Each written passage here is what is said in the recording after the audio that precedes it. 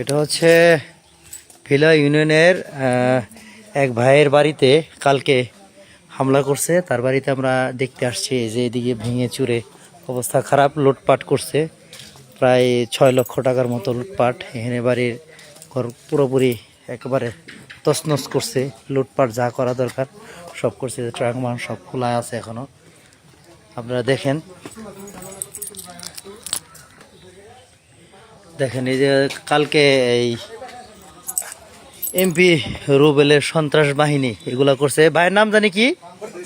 হ্যাঁ, ফরিদ ভাইয়ের বাসায় এখানে মহিলা কর্মীদেরকে হেনস্থ করা হয়েছে। আমি আসছি এটা দেখার জন্য। এই যে এখানে ভাই ভিলা ইউনিয়ন সেক্রেটারি ভাই ঢুকছে দেখার জন্য। দেখি আমরা একটু যাই, আপনারা দেখেন সব ঘরের ভিতরে ঢুকে ভাঙচুর করছে। সব ভাঙচুর করছে উনি দাঁড়িপাল্লার পক্ষে কাজ করার কারণে যেগুলো সব ফ্যান ট্যান যা আছে সব ভাঙচুর করছে একেবারে। এই যে ট্রাঙ্ক মাং যা আছে সব কাপড় চোপড় খুইলা এগুলো সব করছে।